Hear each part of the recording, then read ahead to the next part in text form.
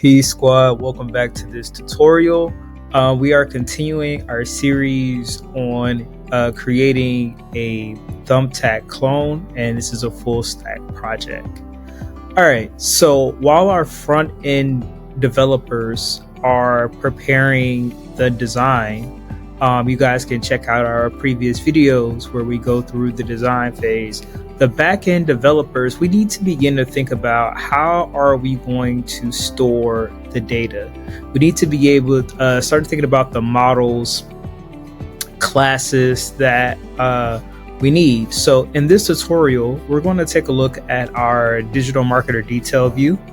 And if you're looking at the UX design, you can go over to the detail view. You may see a different marketer, but same model, same features.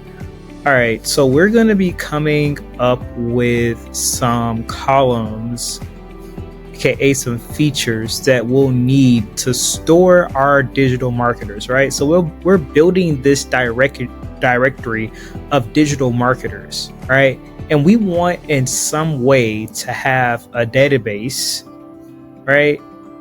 That has different tables that can store the information that we need on our digital marketer. So we can almost have like a Rolodex, right? It's like an online Rolodex of our digital marketers. And we want to have a database of them so that we can easily shoot it to our front end and B, just make it more dynamic and easy for us to be able to create. All right.